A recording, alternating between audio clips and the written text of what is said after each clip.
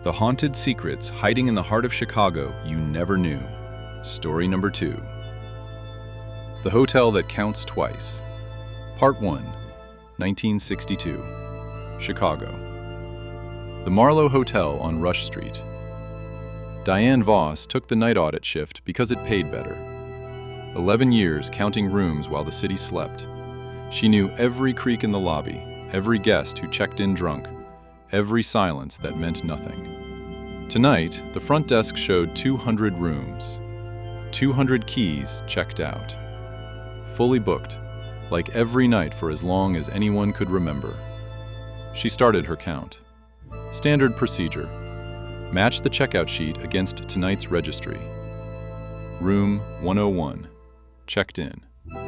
Room 102, checked in. She kept going, pen scratching down the page. Then she reached the checkout column. Only 94 names. Diane counted again. Same number. 94 checkouts against 200 check-ins. She checked the date on the ledger. Not tonight's mistake. This gap ran back weeks, months. She pulled last year's binder from the shelf behind her. Same gap. Same missing 106 names, night after night, going back further than she could find records for. She picked up the house phone and called room 313, the last name unaccounted for tonight. It rang and rang. Someone picked up. No breathing, no voice. Just the sound of a door somewhere far away, clicking shut and locking from the inside. Diane hung up and looked at the guest registry again. Her own name was already written on tomorrow's page. Diane didn't call security.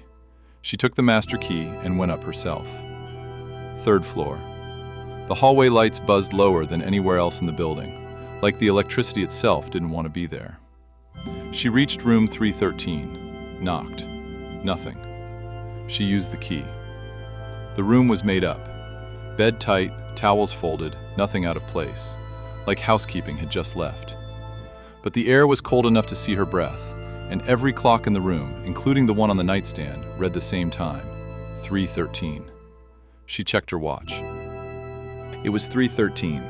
Diane went back down and pulled the hotel's original construction file from the archive room. The Marlowe had been built in 1958, on the site of a tenement building that burned to the ground 8 months earlier. 41 people died. Only 35 bodies were ever recovered. Room 313 sat directly above where the fire had started. She found the original 1958 guest ledger. Room 313's very first entry, opening night, a name, a check-in time, no checkout. Every single night since, 68 years of ledgers, the same room shows occupied, never once vacated, never once cleaned by request. Housekeeping logs insisted someone always answer the door for turn-down service. Diane flipped to the current week. Her own name was now listed as checked into room 313, tonight. She hadn't booked a room. She didn't even live in the hotel. Diane stood outside room 313 again, this time without remembering how she got there. The master key was already in the lock. She pushed the door open.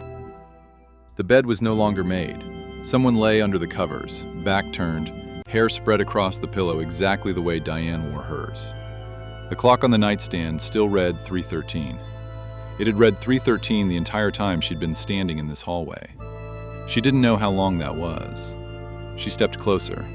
The figure didn't move, didn't breathe that she could hear.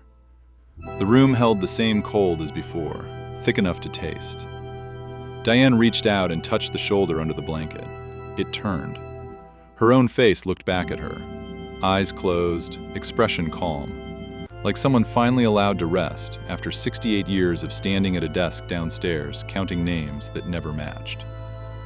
Diane understood then. The hotel had never lost track of anyone. It counted twice. Once for the guests still breathing, and once for the ones who'd already been checked in long before they arrived. Room 313 didn't need a body every night. It only needed a name that noticed the gap. She backed out of the room, ran down the stairwell to the lobby, breath tearing out of her. The night auditor at the front desk looked up and asked if she needed help finding her room. Diane opened her mouth to answer.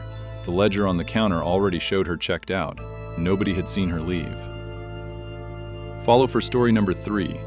A Chicago diner on Route 66, where the jukebox has played the same song every night since 1958.